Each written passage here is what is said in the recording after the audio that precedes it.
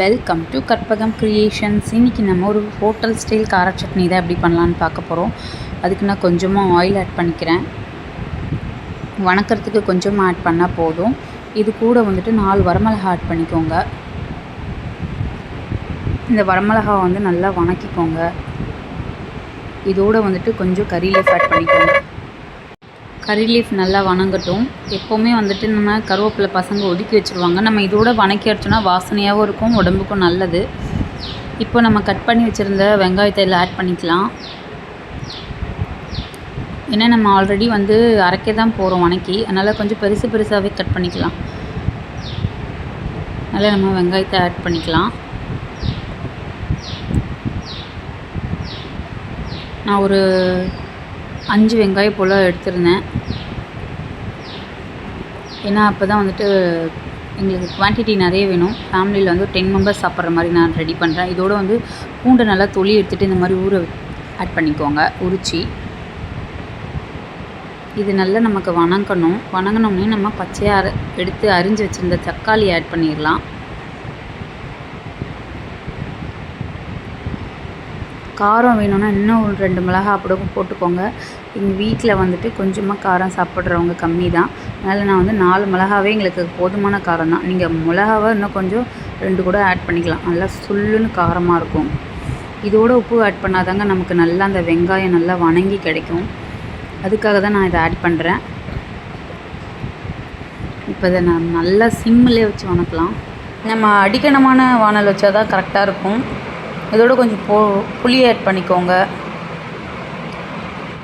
நம்ம இண்டோலியம், அலுமினியம் அதிலெல்லாம் நம்ம வணக்கணும்னா கொஞ்சம் அடி பிடிச்சிரும். நமக்கு ஒரு மாதிரி அந்த கருப்பாக அந்த வெங்காயம் மேலே வந்துடும். இது மாதிரி அடிக்கணமான வானல் யூஸ் பண்ணோன்னா நமக்கு அவ்வளோ வராது. காலையிலே என் ஹஸ்பண்டுக்கு கொத்தமல்லி, வெந்தயம், சோம்பு, சீரகம் அதெல்லாம் வடிகட்டி கொஞ்சமாக அதிலே மருதம்பட்டையும் போட்டு கொதிக்க வச்சு ஹெல்த் ட்ரிங்காக இதான் கொடுக்குறேன்.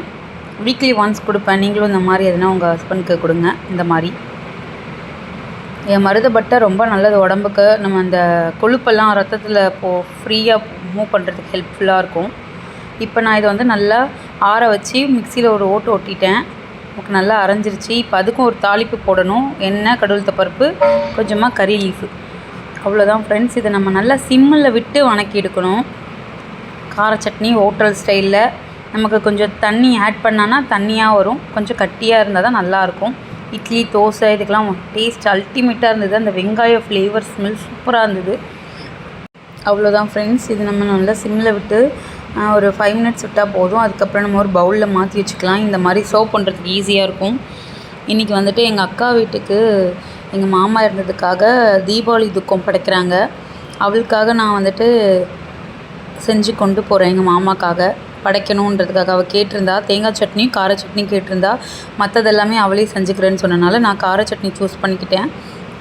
வெரி ஈஸியான ரெசிபின்றனால நீங்களும் இந்த மாதிரி உங்கள் வீட்டில் இருக்கவங்க செஞ்சு கொடுத்து பாருங்கள். உடனே நாங்கள் அடுத்து எங்கள் மாமா படைக்கிறதுக்கு கிளம்பிட்டோம். காலையிலே அவருக்கு இந்த ஆரஞ்சு லட்டு ரொம்ப பிடிக்கும், பையனுக்கும் ரொம்ப பிடிக்கும். ஃப்ரூட்ஸ் கொஞ்சம் வாங்கியிருந்தோம். நானே பூவை கட்டின பூவு, கொஞ்சம் காரம், 2 சட்னி, வெத்தலைப்பாக்கு, வாழைப்பழம், கொஞ்சமாக குலோப் ஜாமுன்.